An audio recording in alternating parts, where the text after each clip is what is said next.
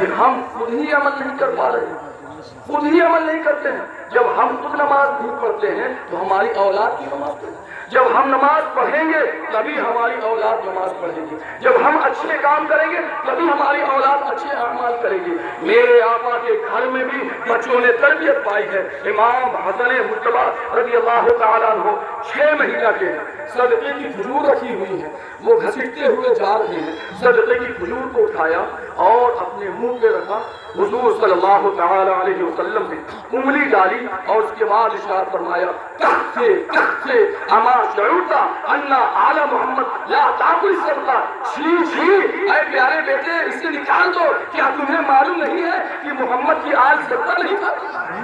واہ واہ واہ واہ، زندہ باد زندہ باد، واہ کیا کہنے۔ 6 مہینے کی بچے کی عمر کیا ہوتی ہے؟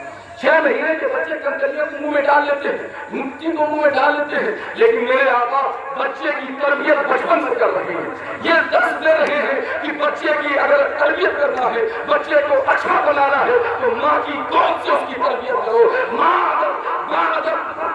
اگر دیندار ہوتی ہے تو پھر بچہ بھی دیندار ہوتا ہے، باپ دیندار ہوگا تو پھر بچہ بھی دیندار ہوگا۔ لیکن اگر آپ خود نماز نہیں پڑھیں گے تو آپ اپنی اولاد کو نماز نہیں پڑھا سکتے۔ اور جب آپ خود نمازی ہوں گے، نیکوکار ہوں گے، تو یہ نوبت ہی نہیں آئے گی کہ آپ کے گھر میں ناچ گانا ہو، اس لیے کہ آپ کی اولاد بھی دیندار ہوگی، اس کے ذہن و فکر میں بھی یہی بات ہوگی۔ نہیں، جو چیز شریعت نے منع کیا ہے، جس میں اللہ اور اس کے رسول کی نافرمانی ہے، ہم اس پر عمل نہیں کر سکتے ہیں، اس لیے کہ اللہ جس سے راضی ہو، رسول جس سے راضی ہے، ہم وہ کریں گے، اور جس سے اللہ اور رسول کی ناراضگی ہو ہم وہ نہیں کر سکتے ہیں۔ آپ ذرا سوچو، شادی بیاہ کے موقع پر ڈی جے بجا کر کے کیا ہم اللہ اور اس کے رسول کو راضی کر رہے ہیں؟ خوشی کی بات کہیں تو ضرور کہتے ہیں میاں خوشی کی بات ہے، میاں خوشی کا موقع ہے۔ کیا عید کے موقع پر تو خوشی ہوتی ہے؟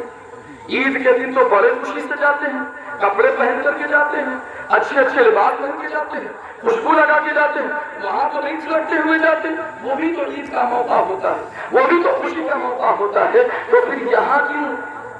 اس لیے اور کچھ لوگ تو یہ بہانے کرتے ہیں کہ اگر میاں یہ ناچ گانا نہ ہوگا تو لوگ بہانہ دیں گے کہ دیکھو یہ شادی کی محفل نہیں، گویا تیجا دسواں ہو رہا ہے، تیجا دسواں ہو رہا ہے۔ کچھ تو یہ علامت بیان کر دیتے ہیں، حضرت کہہ دیتے ہیں کہ لگتا سننی ہی نہیں ہے۔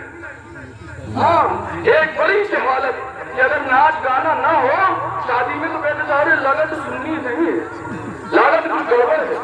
آج سب سے زیادہ نقصان جاہلوں اور جاہل دولت مندوں کی وجہ سے سنیت ہوئی ہو رہی ہے۔ جس طرح جاہل پیروں سے نقصان ہوا اسی طرح جاہل دولت مندوں کی وجہ سے، اس لیے کہ انہوں نے اپنا شعار سنیت بنا لیا، ڈھول تاشے کے ساتھ بارات کو لے جانا۔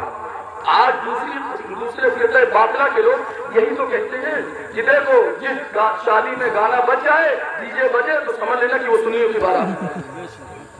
یعنی ہم جو کام اللہ اور اس کے رسول کی نافرمانی کے ہیں وہ کریں، وہ ہماری علامت بن چکا ہے۔ اس لیے ہمیں اور آپ کو اس علامت کو مٹانا ہوگا اور یہ سوچ ہمیں ہٹانی ہوگی۔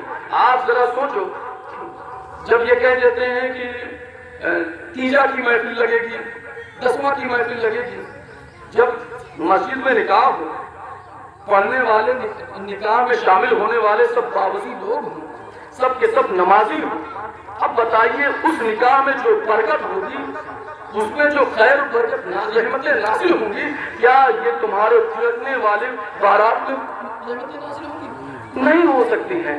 اس لیے ہمیں اور آپ کو اس پر گہرائی سے سوچنا ہوگا۔ دعا ہے کہ پروردگار عالم جس مرحوم کے لیے عالی جناب حافظ و قاری حکوم صاحب کے والد گرامی ان کے اصال ثواب کے خاطر اس محفل کا انعقاد کیا گیا، مولا اس محفل مبارک کے صدقے میں ان کی مغفرت فرمائے، ان کے درجات کو بلند